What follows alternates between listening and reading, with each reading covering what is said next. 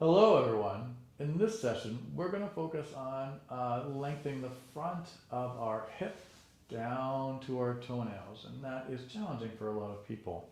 Feel free to hit pause if you need to. We need some setup today. We have some yoga blocks, maybe a towel or two, and a chair might be assistive as well. First things first, come onto your hands and knees here, please. If being on your hands and knees bothers you for your wrists, you can always fold up a towel or two just to elevate the heel or the palm of your hand away from the floor. That will help diminish some of that strain potentially. Reach one leg behind you and curl all toenail side of the foot on the floor. Now, that may be a lot of stretch for you right there across the top of your foot. You may feel a cramp across the bottom side, the arch of your foot. Right? If either of those two things are you, well, this is a good thing for you to try.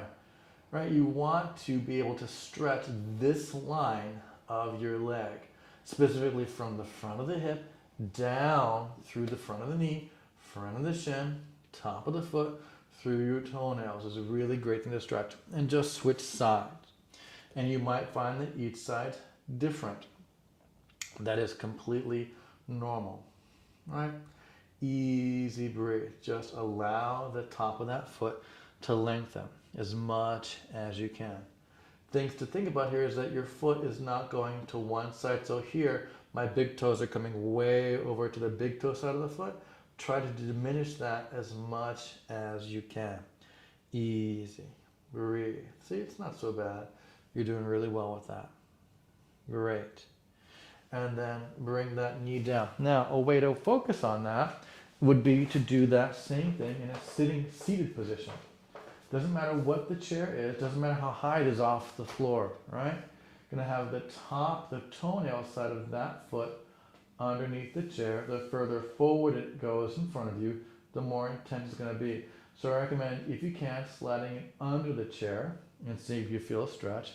And then just bring that foot forward until you reach an intensity level that feels comfortable for you. Comfortable meaning that it's not a flight or fight response. You're not counting the seconds until it's over. It's manageable.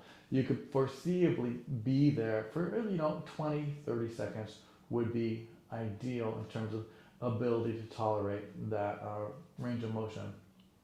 All right? And once you're there, you just release that and you put the other side under. Right, as far as you can without pain or strain. Now, if this was just too much for you, couldn't do this, you're going to elevate your seat higher off the floor, and the higher you go, that's going to decrease the stretch across the whole top of the foot. Right, the higher you are off the floor, the less intense it's going to be. If you can put it under your foot under, that's great. And then if you can, slide it forward until you reach your desired level of stretch. Right? Again, a place that is not too aggressive. You're not sweating bullets. You don't break out into a cold sweat by being there. It's just a gentle sense of, okay, I feel that. It's not too crazy. I can breathe. I can talk. And I'm not just only thinking about when is this stretch going to be over. Right? Just a nice, gentle thing you can do for yourself. Once you've got both feet like that, you can try 2 feet together. Right? But you may find that one foot can tolerate more than the other one, so maybe one foot is forward than the one. That's fine as well in terms of like saving time. You don't have to do one foot at a time, right? Just make sure you find the range of motion that works best for each, acknowledging that one side may not be as far forward as the other one is. That's okay, right? So don't force them to be even if they don't feel good being even. Great. Now, the next thing we're going to do here is lengthen the front of our shin and knee. So if you can, come back onto your hands and knees, toenail side of your foot down. Now all you're going to do is just sit back as far as you have comfort. And if you top of your feet can tolerate that, that's great. What you may feel here may be some discomfiture in your knee. So I recommend taking 2 towels rolled up, one behind, I only have one right here, one behind each knee, and then sit back. And that will hopefully decrease some of the pressure across the knee that you may be feeling there. Again, 1 towel behind each knee at about the same height. may be comforting for you. Now, the pressure from the towel on the back of your thigh may feel like a massage, let's say, on the back of your leg. So all of a sudden, you might feel where the towel is making contact with your body more than anything else, and that's okay. It's just in the realm of massage. So again, don't go until it's a flight or fight response. Only go as far back as you have comfort and no pain or strain to your joints. Excellent work there. So now we're stretching from the toenail up into the shin towards the knee, right? Ideally, you're going to try to be able to sit on your feet as much as you can. And this is the hard part, right? A lot of people have a hard time with that. So if you've done those other things of stretching and lengthening the front of your top of your foot, like with the chair, the higher you sit off of the floor, the less your knee has to bend, the less intense it's going to be for your joints. So feel free to use both towels behind your knees and something to prop yourself up that is secure. Blocks have many levels to them. One thing about them is the higher they go, the less stable they become. So just be aware of that for yourself. Easy. Find a place that you can sit and manage comfortably, where again, you're not saying this is awful, I can't wait till it's over. That'd be what I would call too aggressive. Try to find places that I feel the stretch and I can manage it and I can breathe here fairly comfortably for about 20 to 30 seconds, right? You can slowly lower the blocks over time, but only if you keep up paying attention to how you feel and what's going on in your personal realm and your joints, right? So that's how you would work towards this pose. It's not so much about the front of the hip, though it is involved. It's more about the length of the front of your knee, through the front of your shin, top of your foot, through your toes. And it's really good to try and focus on lengthening this part of our body, because so many of us have restrictions in this range of motion. And building strength and flexibility there can be really, really, really helpful. Because the next thing that we're going to do is to reach back to some blocks behind us. And that's going to increase the load across those soft tissues that we already have focused on. So now the front of that hip is going to be much more involved, right? The blocks can be any height that works for you, but again, the higher they are, the less stable they become. So make sure that you feel comfortable and are aware of that, right? Just taking your hands back here, maybe where you are for quite some time. Yeah, you could be there for a couple breaths, 20, 30 seconds if you can, and then come forward to come out of there, and then go back when you're ready, right? And maybe you're good right where that is. If you'd like to add on, you don't have to. You would just push the blocks down and press your hips forward. They may not leave the blocks at all. And then return. So the back of those hips may maintain contact with the blocks. You can put less pressure on the blocks. And then return to the pressure. Again, push the hands down.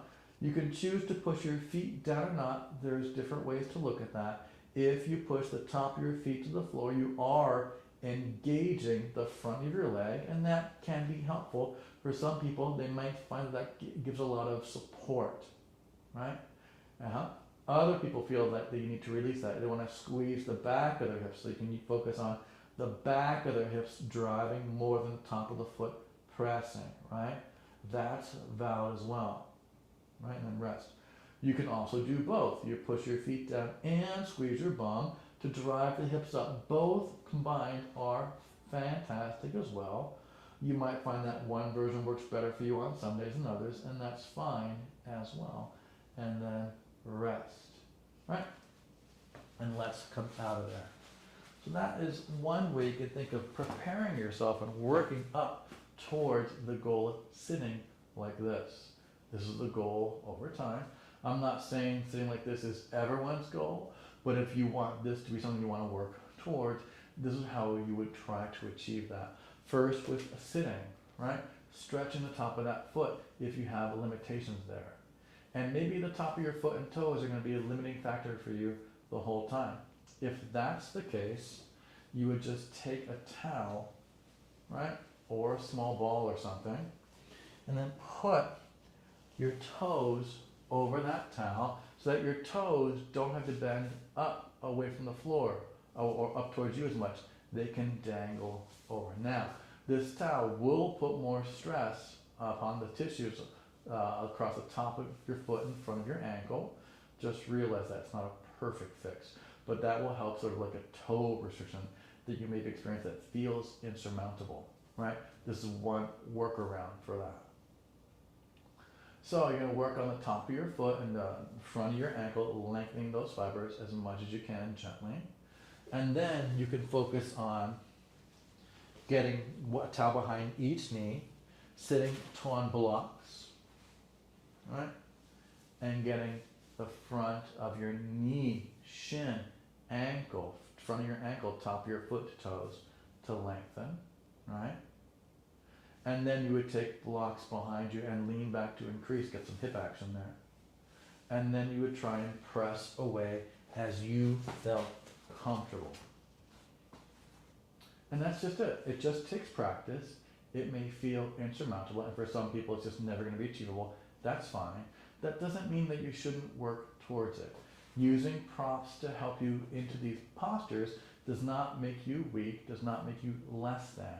It really helps you be in places that you're not strained or stressed to work towards specific goals. And that's all anything really is when you look at it. Exercise is just the practice of moving over time in these patterns to see if you can make any changes and see what happens. It's a really great way to fortify yourself, not just strengthen your body, but also strengthens your mind and your emotional being as well. I hope you enjoyed that. My name is Eric. This is Nucleus Strength. I look forward to getting stronger with you in the future. You are in good health. Take care.